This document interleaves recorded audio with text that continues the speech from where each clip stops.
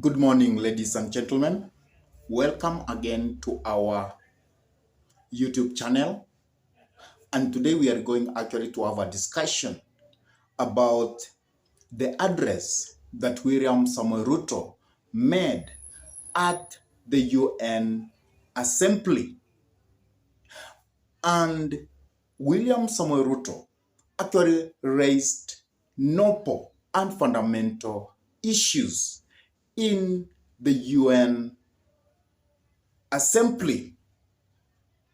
And among the issues that President William Samoei Ruto had talked about is about UN itself. President William Samoei Ruto had said that the United Nations Council must be reformed so that it can address the current situation in the world. Because the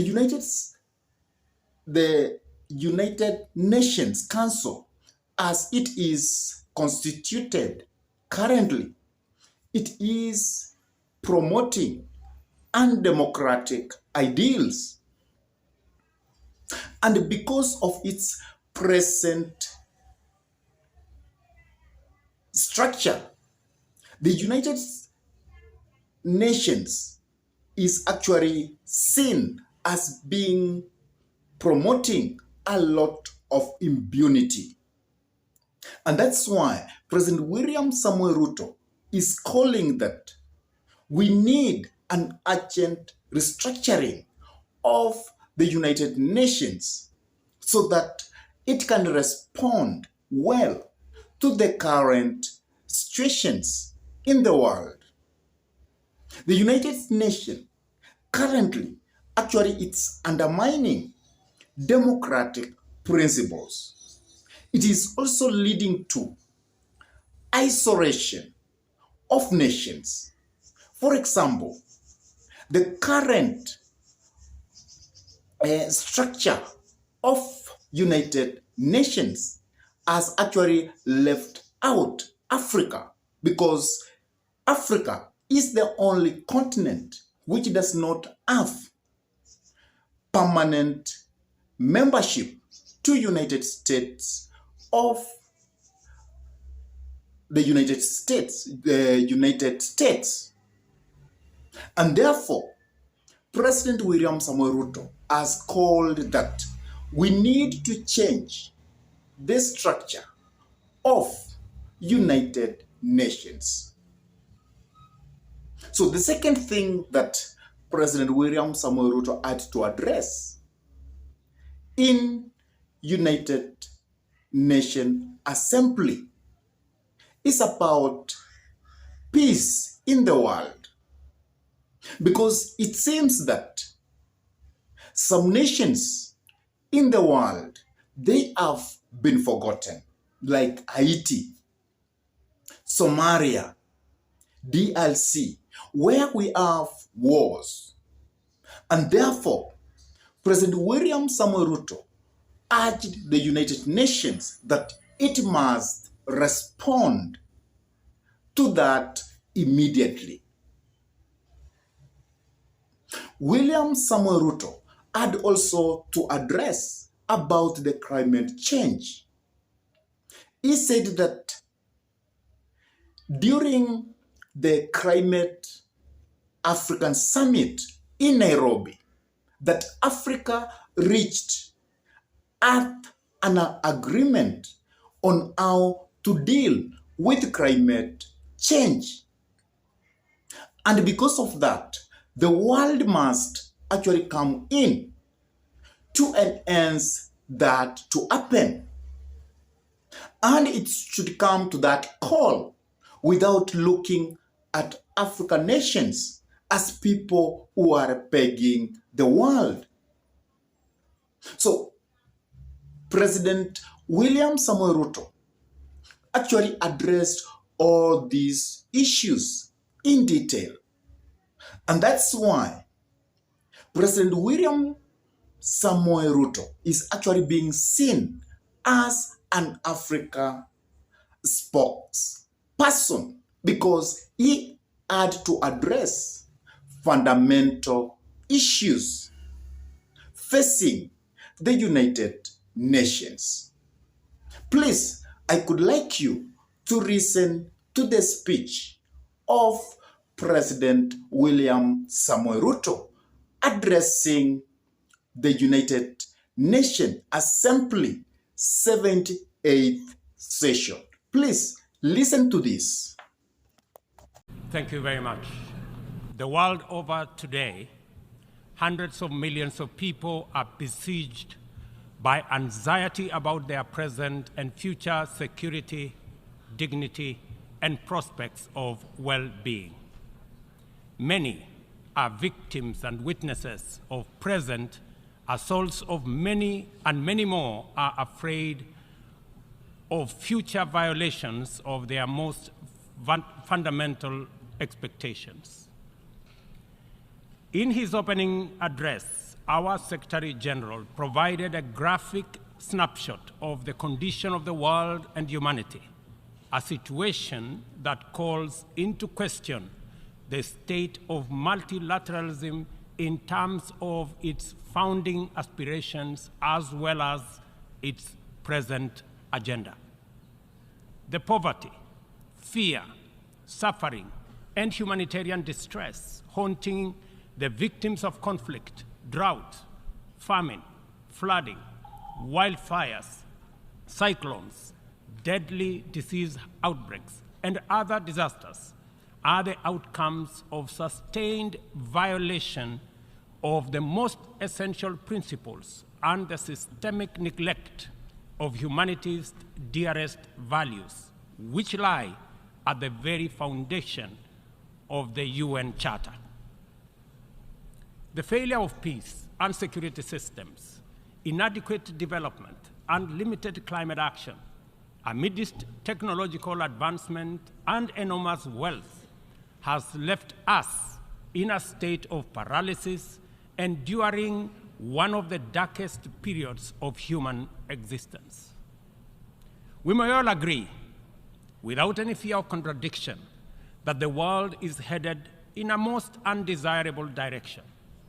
It is moments like this that the affirmative spirit of multilateralism, international collective action, and global solidarity is most needed and should be attained.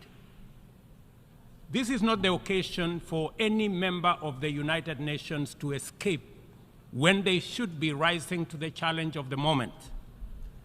Resorting to pursuit of narrow, insular, antisocial agendas within exclusive clubs constituted to maintain the status quo that undermines and cannibalizes the United Nations systems at the expense of progress in humanity's collective journey to the future of our aspirations is totally unacceptable. The existence of this inimical clique of geopolitical formations defies the fundamental values and principles of the UN system, and its operations have led to alienation, mistrust, insecurity, and exclusion of and among peoples, nations, regions, and continents. Moments like now place the nature and purpose of multilateralism under sharp scrutiny for history's honest examination and judgment. If any confirmation was ever needed that the United Nations Security Council is dysfunctional, undemocratic, non-inclusive, unrepresentative, and therefore incapable of delivering meaningful progress in our world as presently constituted, the rampant impunity of its actors on global scene settles that matter. The environment of pervasive mistrust between the global north versus the global south, developed versus developing, rich versus poor, polluters versus victims, and net emitters versus net victims, which complicate and frustrates multilateralism, is the inevitable result of promises not kept, commitments not actualized, resolutions not honored, and principles not observed. Multilateralism has been failed by abuse of trust, negligence, and impunity. A year ago, I stood in this assembly hall to call upon the global community to transform the UN system in order to achieve a consensus-driven, rules-based multilateral system which works for the people of the world in their diversity. It is time for multilateralism to reflect the voice of the farmers, represent the hopes of villagers, champion the aspirations of pastoralists, defend the rights of fisherfolk, express the dreams of traders, respect the wishes of workers, and indeed protect the welfare of all peoples of the world. In the face of the most urgent crisis of our time, it is now clear that the international community has fallen seriously behind in meeting its targets in both climate action and the implementation of the Sustainable Development Goals, as well as their underlying enabler, peace and security.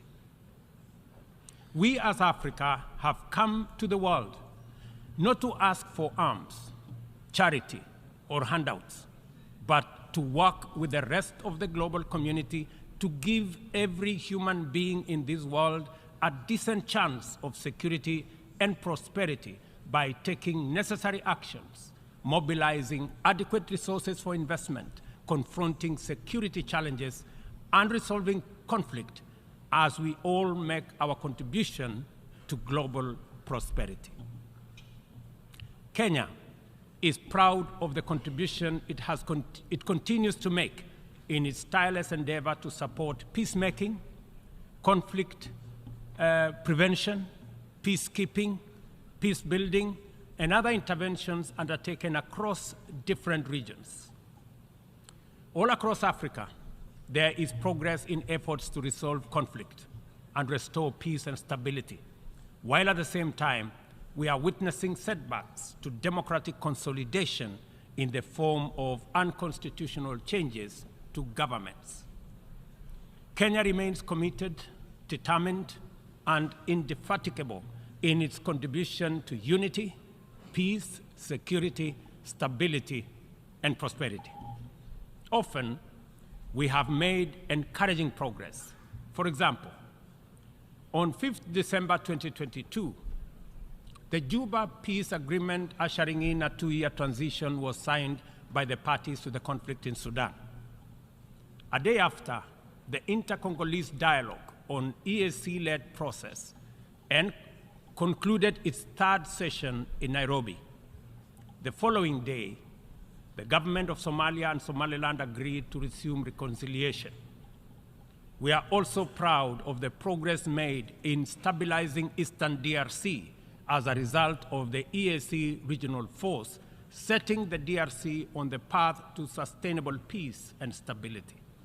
In Ethiopia, the guns have gone silent following the Pretoria and Nairobi agreements, while in South Sudan, the parties have committed to explore ways to resume and conclude the stalled peace process and to hold elections. Our proactive commitment to peace, which is not limited to our continent, inspired us to dispatch the African Peace Delegation consisting of 6 African heads of state to Moscow and Kiev with a 10-point peace plan, beginning with efforts to initiate a mediation process to resolve the conflict between Russia and Ukraine. Although the delegation encountered significant challenges in their mission, we remain very proud that they showed up. The hunger for peace and security in Africa is evident, and this bodes well for the prospects of attaining the Africa Union's Agenda 2063 and global peace. Kenya stands in solidarity with all humanity without regard to region, border, or hemisphere. This is why and how we see the people of the Republic of Haiti, who are suffering immensely from the bitter legacy of slavery, colonialism, sabotage, and neglect. As a nation which was forced to wage a painful struggle for our own independence and sovereignty, Kenya empathizes very deeply with the humiliation of our proud people in Haiti and the price they have had to pay for their hunger for liberty and the sorrow they have endured for their thirst for freedom. Haiti is the ultimate test of international solidarity and collective action. The international community has failed this test so far and thus let down a people very, very badly. Haiti deserves better from the world. The cry of our brothers and sisters who were the first people to win their struggle for freedom from colonial tyranny has reached our ears and touched our hearts. Doing nothing in the face of the historic isolation, neglect, and betrayal of the people of Haiti is out of question. Inaction is no longer an option. As we mobilize to show up for Ukraine and countries that have experienced the devastating impact of climate shocks, including Libya, Morocco, and Hawaii, we must not leave Haiti behind. We must commit to show up in the spirit of solidarity to support a people regain their political and socio-economic footing by reinforcing the underlying enabler that is security. Kenya is ready to play its part in full and join with a coalition of other nations of goodwill, and there are many, as a great friend and true sibling of Haiti. We urge the United Nations to urgently deliver an appropriate framework to facilitate the deployment of multinational security support as part of a holistic response to Haiti's challenges. We call on the Security Council to contribute positively by approving a resolution under Chapter 7 that tailors the security support mission to the specific needs of Haiti and its people. This should be part of a comprehensive strategy that includes delivering humanitarian aid, supporting livelihoods, instituting reforms, and fostering a political process guided and owned by Haitians, all in the aim of enabling free and fair elections within a reasonable time frame. We are encouraged by many countries which have already stepped forward to take part in this solidarity. We must recognize that stability, peace, and security form the foundation on which the pursuit and realization of sustainable development and climate action stands. This realization must enable us formulate strategies which treat these initiatives as interconnected, mutually reinforcing, and complementary dimensions of a single agenda. The tragic spectacle of young people from Africa boarding rickety contraptions to gamble their lives away on dangerous voyages in pursuit of opportunities abroad, either as conflict, climate, or economic refugees, is a statement of the failure of the global economic system. At the recently concluded Africa Climate Summit in Nairobi, we undertook to begin the journey to course correct and execute a paradigm shift in our pursuit for development and climate action. First, we recognize that both climate action and sustainable development goals must be pursued simultaneously with greater resolve, urgency, and ambition. No meaningful development can take place in countries that are also struggling with climate shocks, and yet, at the same time, the frequency of climate emergencies impedes any meaningful development. As a defining outcome of the Africa Climate Summit, we committed Africa to consider the dual problems through an opportunity lens and deliver effective solutions by pursuing a fresh trajectory. Development is a basic necessity for every society. It must happen one way or another. There should be no doubt about that. Annually, 30 million young people in our continent need jobs, and many more need food. Half of our continent is in the dark, without access to electricity in 2023, while hundreds of millions can only cook using biomass because they have no electricity. This is why the commitment of African nations in the Nairobi Declaration is both radical and transformative. Development, in our opinion, is a fundamental imperative, and green growth is the only sustainable way to achieve it.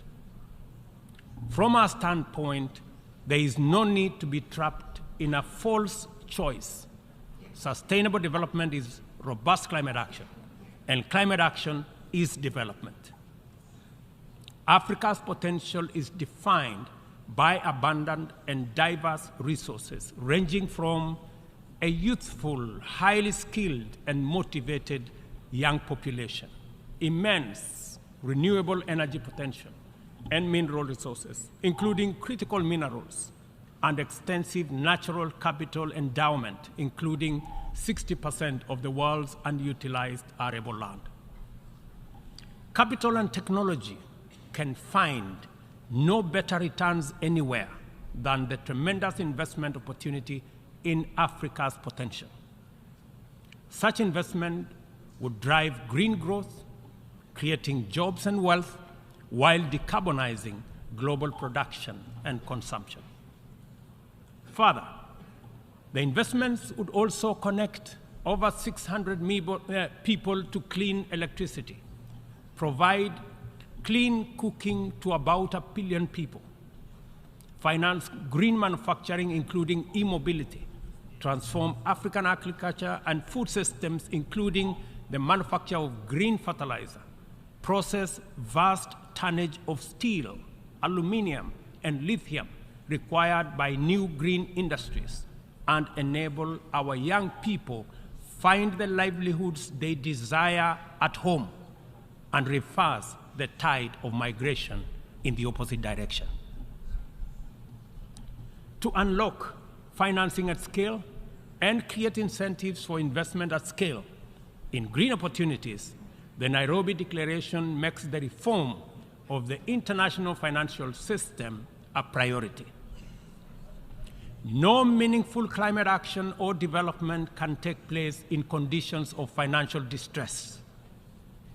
According to IMF data, as of last month, 10 low-income countries were already in debt distress, and 52 are at high or moderate risk of falling into debt distress.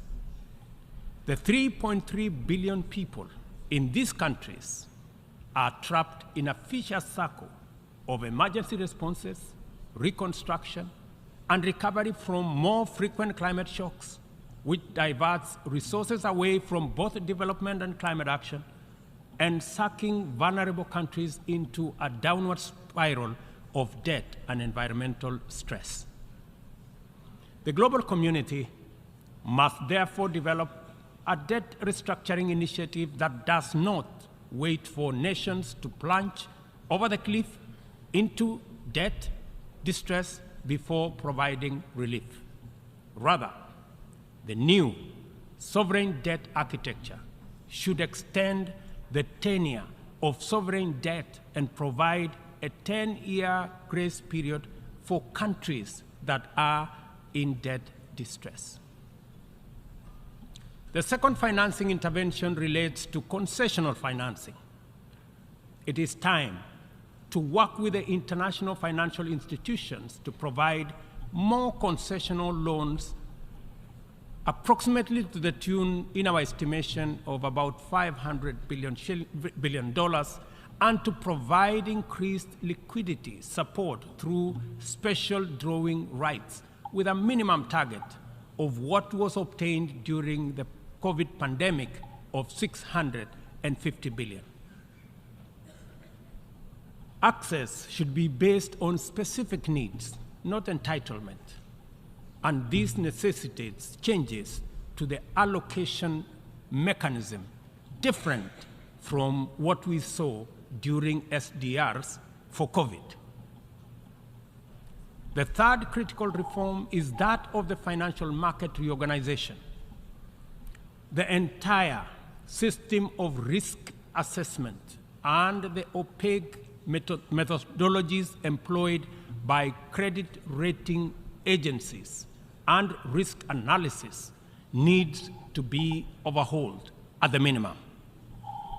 We must all recall the miscalculation of subprime mortgage risks by these agencies 2 decades ago, which precipitated a financial crisis whose effects reverberate to date, and ask the following question: on what basis should we believe that their methodologies are better at assessing risk in faraway frontier markets like ours that are far much more complicated to measure objectively than in assessing the value of financial assets in the markets where they actually operate, and which they got so disastrously wrong?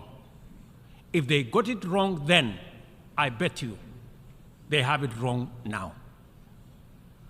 In any case, any objective rating must also take into account principles of responsible sovereign lending and accounting, specifically emphasizing the need for international accounting systems that supports the proper valuation of mineral wealth, natural capital, and ecosystem services in the computation of national GDPs. Until that is done, very wealthy countries will be categorized as poor. The fourth limb of the interventions arising out of the Nairobi Declaration is the establishment of a global public climate financing mechanism funded through a global carbon tax on trade in fossil fuels, as well as an emissions levy on aviation and maritime transport, including the option of a global financial transactions tax in order to make available dedicated, affordable, and accessible capital for green investments at scale. The roadmap to this new and urgently needed institutional infrastructure involves sustained engagement at various multilateral processes, and the instruments to actualize it by 2025 shall be a new global climate finance charter to be negotiated through the United Nations General Assembly, COP28, and associated processes. We understand the facts about our collective situation as a global community and as a member of the United Nations family. We know the magnitude of our shared challenges and common threats. We appreciate that multilateralism is on trial, and our task is to defend it. We also recognize that multilateralism is broken, and it is our responsibility to fix it. From this moment to 2030, and from our problems to their solutions, we are connected by a coherent agenda of robust collective action. We must therefore muster the courage and will to stand together in solidarity and act, to right past wrongs, solve present problems, and secure our collective future, to protect and empower all people and support our friends in need, to restore broken trust, raise hopes high, and keep faith strong, and finally, to pursue, achieve, and sustain positive change in order to make billions of cherished dreams come true. We must start right away, for we have no time to lose. And I thank you. After listening to that, what do you comment about that speech? Please drop your comment in the comment section below. And if this is your first time to pump into this YouTube channel, I request you kindly to take a minute or two and subscribe to this YouTube channel. Give this video a like, share the video to your friends, and if your friends are lovers of politics, please let them subscribe to this YouTube channel. And whenever you subscribe to this YouTube channel, always remember to smash the bell button so that at any moment we upload any political content into YouTube, then YouTube can be in the position to notify you so that you can watch the content. And with that, I say thank you until we meet in our next political analysis.